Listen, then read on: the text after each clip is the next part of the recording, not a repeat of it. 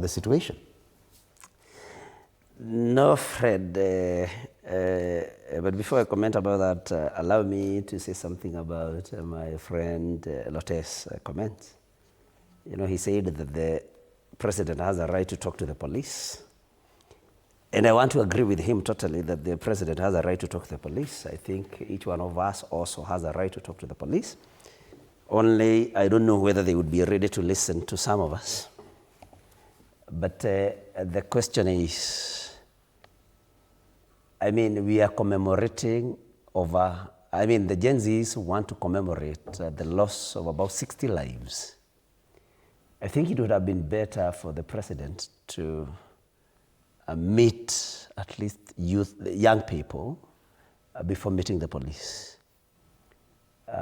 Because he has a right to talk to the police, but is today's, commemoration about the police? It's about the young people who lost their lives last year, and young people who continue losing their lives even now.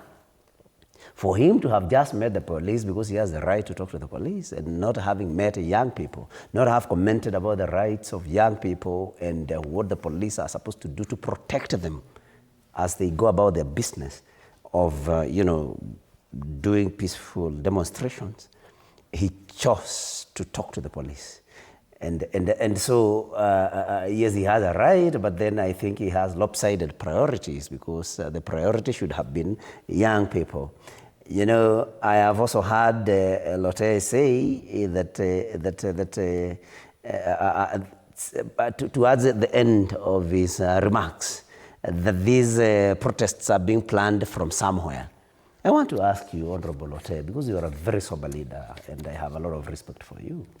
Of course, you should know that if anybody is planning these protests from somewhere, we have NIS. NIS should have known who is this planning. Because, we had these claims last year, everybody, including the president, insinuating that it is Rigathi Gachagua who planned these demos in Mombasa, Kisumu, Nairobi, Nyeri, everywhere in this country. And I think it was laughable for people who at least, can add 1 to 1 and know that you get 2. So I think, Honorable Lotte, before you make that claim, because it's a very embarrassing claim that government, with all its machinery, claims that these protests are being planned from somewhere. Let them arrest the planners if they have any evidence of anybody planning this. Mm-hmm. Because you cannot have young people whom we know mobilized through social media and everybody knows are planning to do a peaceful demonstration. Then there are some irresponsible people saying that this is being planned from somewhere. Go arrest the planners, take them to court, adduce the evidence that you have that they have planned this. When again Lotte talks about that, of course, the goons should be dealt with. We want to ask Murkomen to tell us what he has done about the goons that demonstrated, that attacked people in Nairobi in full protection by the police, what he has done about those goons before he starts talking about the goons today. Right. And so it's very unfair. In fact, so you're asking whether the government should have declared today a public holiday. Of course it can't, because it would be an embarrassment.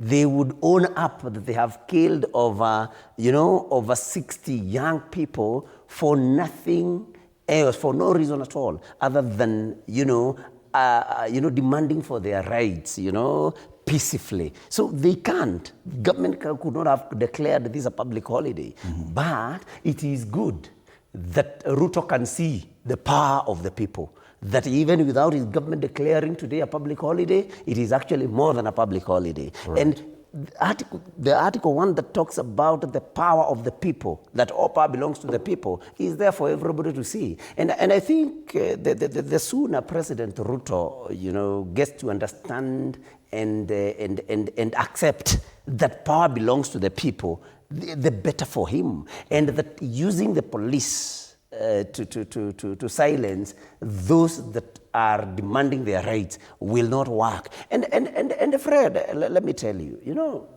You know, President Ruto thinks that, and his government thinks that they can use the police to rule people by force.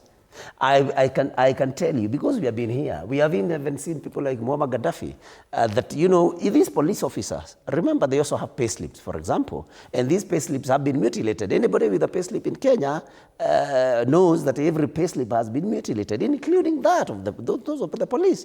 And then the police are human beings. They are smart. They can see that when they are given these commands and they execute them, that finally the big man who gives them the command, you know, is secured somewhere as they are made to face the law. And the case in point is, you know, we have been told of what Lagat, the DIG, you know, that he is the one who issued instructions to Talam, the OCS in Nairobi Central Police Station.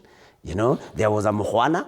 These are the people facing the law. So the police might as well one day decide, no, we are not going to do dirty jobs for anybody. Because if you tell me to do a dirty job, then you make me face the law while you are secured. Remember DIG Lagat has not resigned. He has just stepped aside. Because we know, and Lotte may not want to accept this, we know that Lagat is President Ruto's blue-eyed boy. He is the one he wants to inherit, to take over from Kanja, and of course then perpetuate all these illegalities. So, okay. Yeah, and we continue beaming images live from the CBD. Very little activity happening there. This is areas around Moi Avenue, and you can see very little activity. Typical, not typical of any Wednesday morning. My colleague Mary Washuka is on standby for an update from town. Mary, good morning. What else can you tell us from the CBD? We can see very little activity happening there.